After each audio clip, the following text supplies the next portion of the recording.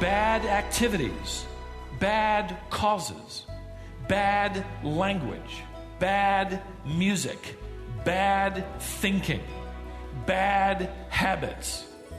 That is the current of humanity. In fact, Paul wrote to Timothy in 2 Timothy chapter 3, verse 3, that one of the signs of a corrupting, decaying culture is that they will be haters of good. It rejoices in the perversity of evil.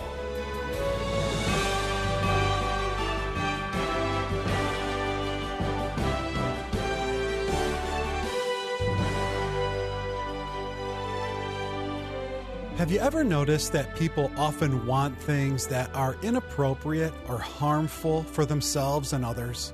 Sometimes just knowing that something is bad isn't motivation enough to drop it. In a world where far too many people love what's bad, God calls His people to love what's good. That's especially true for the group of men God calls to lead the church, a group called elders. The elders are men of personal conviction. Their lives are to be an example for others to follow. There's other important characteristics of godly elders, and we're going to see several of them today on Wisdom for the Heart. Stephen Davey returns to Titus 1 with this message called The New Normal. I read some time ago about a woman who made a very interesting observation about men. She wrote, I've learned that you can tell a lot about a man by how he handles three things. How he handles golf plans that get rained out, how he responds to an airline who loses his luggage, and what he says when the Christmas tree lights are all tangled up. That's true. And then that kind of leaks out what kind of man you are. You just can't help it, can you? A number of years ago, I remember traveling, invited to speak out of town to a student body at a Christian college and seminary for their annual Bible conference, and it would be my first visit on their campus. So I took time, of course, to prepare my message and also what I'd wear when I showed up, the right suit, the right necktie, the right shoes, and I arrived, but my luggage did not. The president of the graduate school in whose home I was staying ended up having to loan me some of his clothing for chapel the next morning to fit that particular dress code. And so he gave me his sport coat. It was 4 sizes larger than I was.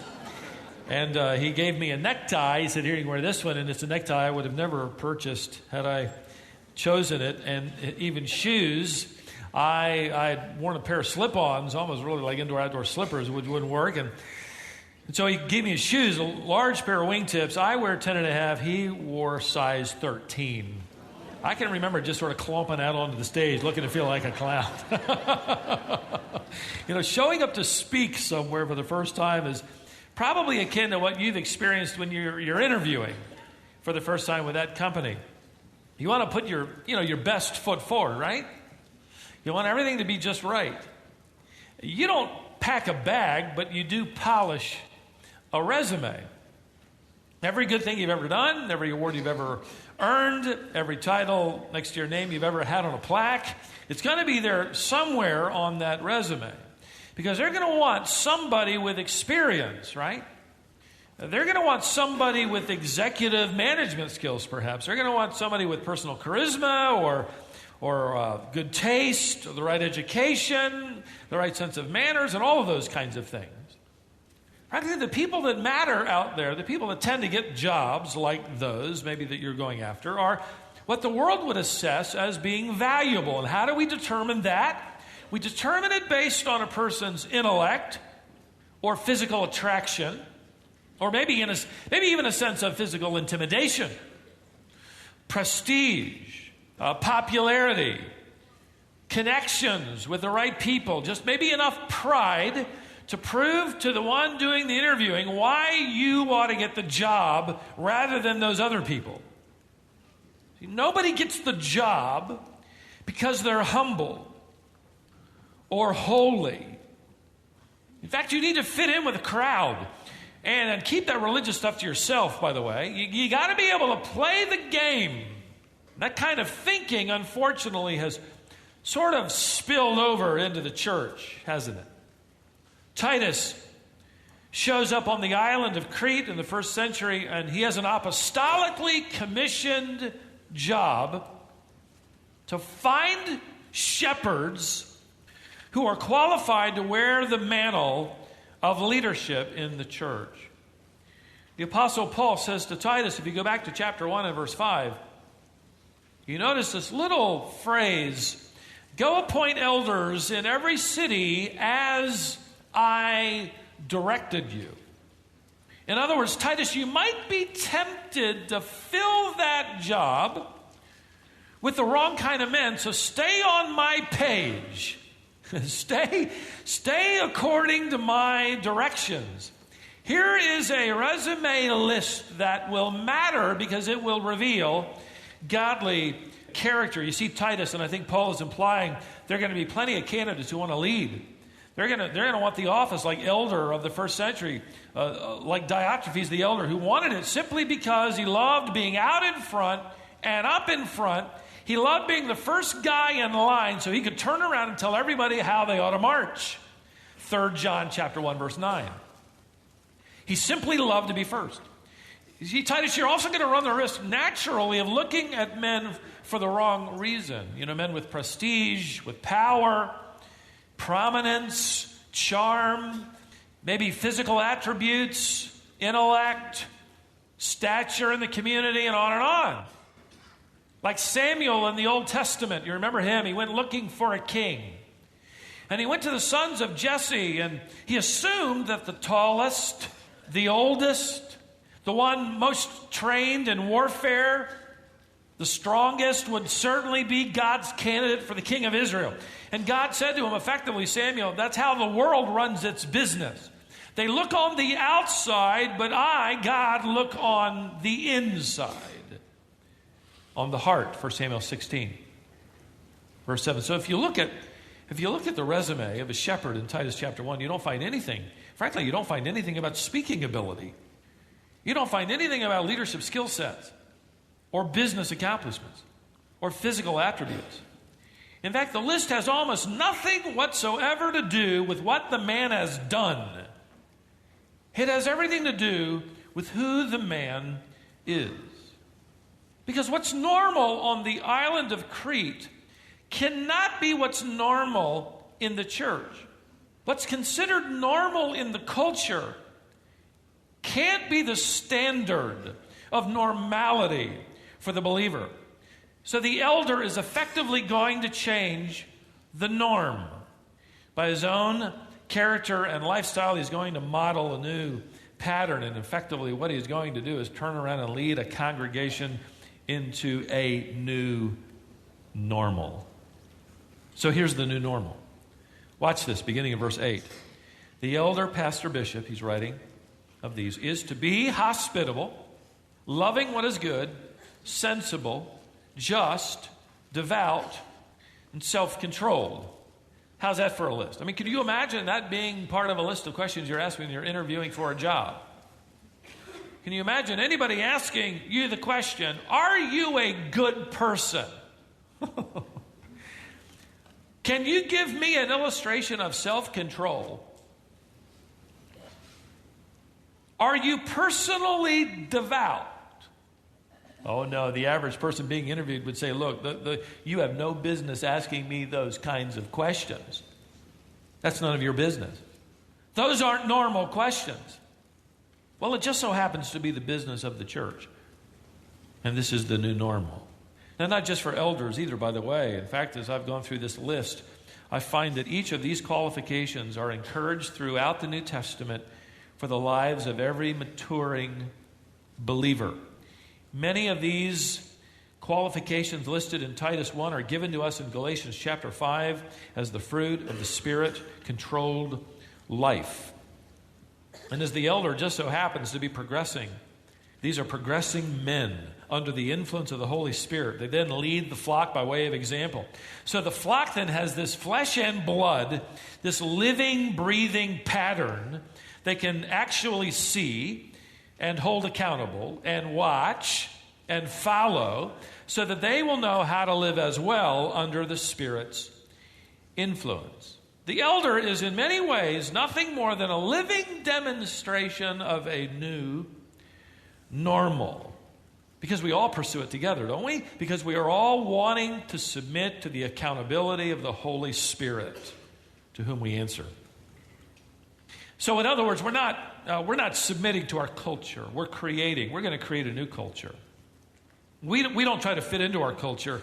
We are determined by the grace of God to redeem our culture and to reform our culture one person at a time by the saving gospel of Christ. And if we don't act like redeemed believers in here, how do we ever hope to redeem anybody out there? If we don't act with reformed thinking in here, how do we ever hope to influence a reformation out there? Remember this distinction before we dive in. While the congregation may progress along in these characteristics, the elder must progress in these qualities of heart and soul. Now, Paul has just given the elders 5 vices. We looked at those in our last study together. 5 vices to avoid should they rise to the authority and office of elder. Paul now gives 7 virtues to embrace for those who will be qualified. The first 5 were negative, and now this set of 7 are positive. And we're not going to get through all of them today, so just relax. Okay? The first positive qualification is this. You'll notice in verse 8. An elder must be what? Hospitable. You think that's in the list? Where's that coming from? Well, let me break it down a little bit for you. The word in the New Testament language is made up of 2 words. One of them is philos. Can be translated or rendered strong affection or even love. The other word is xenos, which is the Greek word for stranger. If you wouldn't translate this, and I think it's fair to say it effectively follows with this definition, it's a love for strangers. Literally translated, stranger loving. Now, he's not necessarily saying you are to love people who are strange. So we're not setting a new standard for the guys your daughter's allowed to date. Okay, so just know that. He's referring to people you don't know. They're strange to you. They're strangers. Which is, to me, unexpected, because you'd think that the first thing out of the gate in these 7 virtues would not be how a man loves people he doesn't know, but how he loves people in here, right? How he loves the flock would certainly be a qualification, and it is, and you'll find other passages certainly related to that. But here he starts out by saying, oh, and by the way, here's the kind of man he has to be. Does he show concern? Does he model personal care for those he might not know? And I think the implication here is that loving the flock is going to be too easy, effectively too rewarding, maybe a little too self-congratulatory. And many men might qualify. They love the church. They never miss the church services. They love the assembly. And many would fit that bill. But Titus is told to look for men who love and show concern for people when there's no church obligation. There's no family connection. There are no public affirmations for whatever you might demonstrate where others can see. A lot of this may happen where no one sees. The true test of hospitality then is not what we do for those we like to be around, and we usually hang around people who are like us, but it is showing concern for those who are not like us and unable to repay us in some way. And by the way, this characteristic is certainly extended to the church at large, for the believing body. In fact, the Apostle Peter commanded the church, the assembly, to show hospitality to one another without complaint. 1 Peter 4:9, which I think is humorous. Why? Because in that command is the implication that this is not going to be easy, even with brothers and sisters. So do it and don't complain about it. You ought to understand as well, I think, the culture of Paul's day, which gives a little insight to this issue of hospitality. During Paul's day, traveling was especially hazardous if you didn't have anywhere to spend the night, and most often people wouldn't travel far enough where they'd need to spend the night somewhere else. Inns were very expensive, and they were notoriously evil. Travelers could very well expect to be beaten and robbed staying in an inn. Plato referred to an innkeeper as a, quote, pirate who held his guests for ransom. Inns were notorious for their immorality. In fact, they often served as the village brothel. It would be the last place in the world you, especially as a Christian, would ever want to stay if you were traveling. Because of all these issues and all of these inherent dangers, the world of Paul's day had created over time a system of what they called guests or guest friendships. Over generations, different families would make covenants together and arrangements with each other to give one another accommodations and hospitality when they traveled to one another's region, town, or village. Often the members of families became unknown by sight just because of time. They were unrecognized, and so they devised what they called a tally system. They would carry half of a coin or a piece of wood or a piece of metal with an emblem on it, and it had been cut in half. And over the years, when one member of the family traveled to a distant city and needed lodging, he carried with him that half of the tally. And the host family he visited would have the other half. And when those two halves fitted together, the host knew that this was a legitimate member of another family already agreed upon to show hospitality to when they traveled to their area. So, you got that tally. Come on in. That's why the first characteristic you need to understand here from the Apostle Paul would have been so counterculture. That he's talking about loving outside the assembly. But counterculture because people didn't do that. Paul is saying that the basis for biblical hospitality is spiritual maturity, not family connections, not agreements. It's a love for the stranger in need. Here is a new, brand new normal. You open your doors for them. And by the way, the same Greek word for hospitality is found in our English word, and rightly so, hospice and hospital, for good reason. They knew nothing of this kind of care, certainly voluntary care, free care. Even the Greeks, with their god of medicine, did not offer free care for the sick. If you were wealthy, you might have a physician attending you, but that was about it. A correct understanding of history, Western civilization in the 1st, 2nd, and 3rd century will show that those who came into the temple of the Greek god of healing, Asclepius, they would spend the night in the shrine or in the temple, not for medical treatment, because that wasn't offered, even though the rumors abounded that it did. It didn't. They came to sleep in the temple or shrine, hoping that the God of healing would appear to them in a dream and reveal to them the treatment they needed to follow to be cured. It was utterly based on superstition. It was not a hospital. Nobody was there waiting with medicine or some kind of procedure in order to help. Now, both the Romans and Greeks had some kind of rather rugged infirmary for their soldiers. They offered nothing for the general populace at all. What we call today, from the early centuries, charity hospitals, free hospitals, they became the forerunner for the hospitals we know today, and today it has nothing to do with charity. It has to do with insurance, right? But the original foundation of it was a creation of the Christian community. It grew out of the gospel. And it became a method of delivering the gospel in return.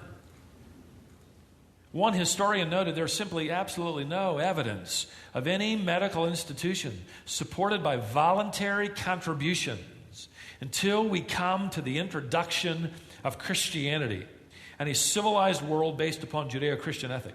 Christian hospitals revolutionized the treatment of the poor, the sick, and the dying. The Greeks and the Romans built their statues to their gods, and their temples and their coliseums and their arenas and their vast system of aqueducts and even their paved highways. They never built a hospital. Because the norm of Paul's day, summed up by historian Philip Schaff, was simply this, and I quote him, "The old Roman world was a world without charity." That was the norm. And Paul says, Titus, it's time to find men who will lead the church into a new normal. Men who will model care for others, who can never pay them back. Let's move on. An elder must model personal conviction. He writes next in line here, they're not only hospitable, but notice they're loving what is good. Again, Paul uses a compound word that begins with the same word, philos, for love or strong affection, and agathos, which is the word typically translated good. An elder loves strangers, and he loves what is good. He loves good stuff. That's my word, not Paul's, but that helps you understand it, doesn't it? One ancient manuscript used the same word for a man who loved virtue. That's helpful. Just loves whatever is intrinsically good, which means you're going to love whatever reminds you of God, right? Because as Jesus told that rich young ruler who came to visit him, there is no one good, same word, but God. In other words, no one is intrinsically good, but God the Father, the Son, of course, and the Spirit.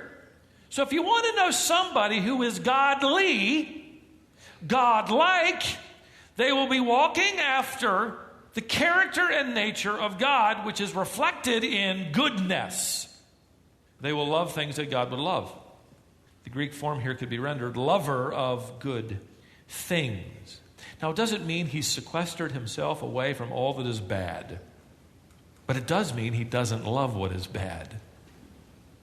He has personal convictions based on what he truly loves, and what he loves are those things intrinsically pleasing to God. Paul put it this way to the Philippians in chapter 4, verse 8. Whatever is true, whatever is honorable, whatever is right, whatever is pure, whatever is lovely, whatever is of good repute, if there is anything about that that is excellent, if anything is worthy of praising God about, think on those things. In other words, meditate on those things, dwell on those, accompany those, walk around with those, ruminate on those, surround yourself with those, spend your time and money on those things.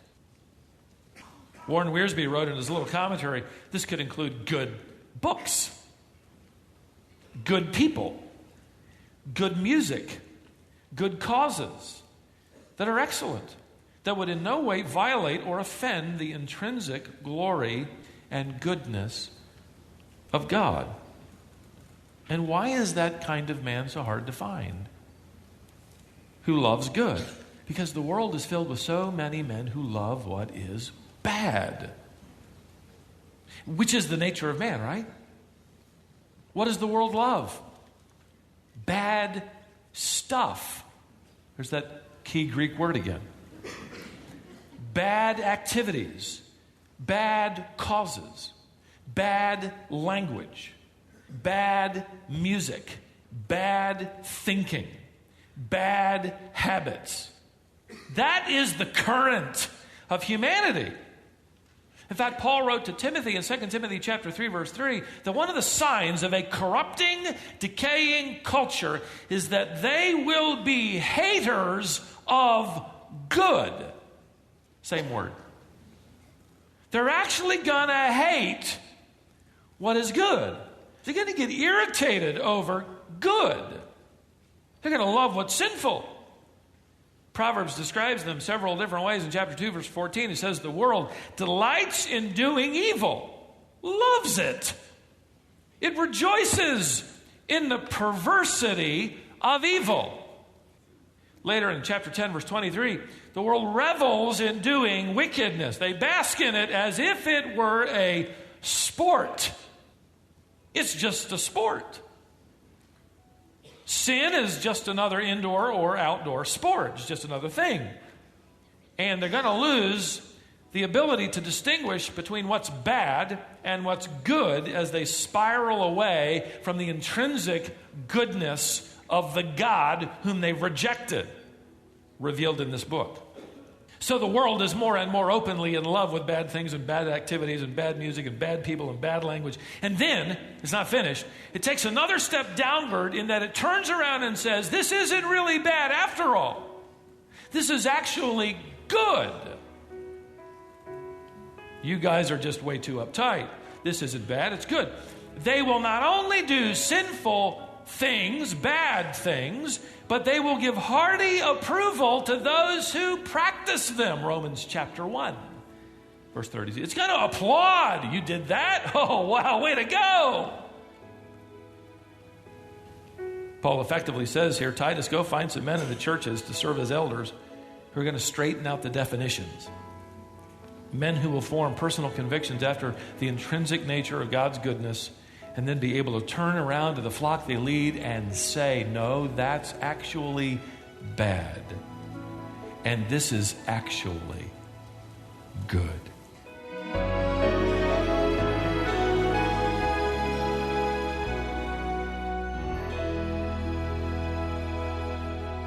There are other characteristics for us to see in this passage, but we need to stop here for today.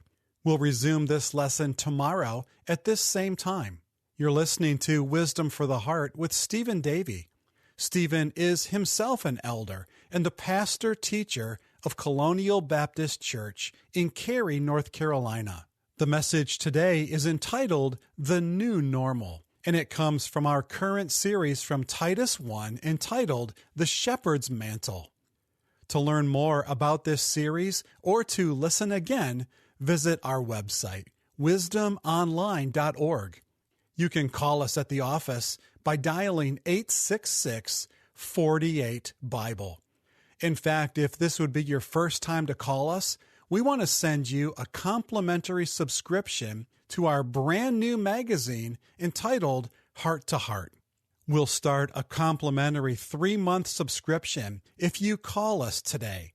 That number, once again, is 866-48-BIBLE or 866-482-4253. We're always happy to hear from our listeners, and we'd enjoy getting a card, letter, or email from you. Our email address is info@wisdomonline.org. Our mailing address is Wisdom for the Heart, P.O. Box 37297, Raleigh, North Carolina, 27627. Thanks for taking the time to listen today. We'll be back at this same time tomorrow, and I hope you'll join us right here on Wisdom for the Heart.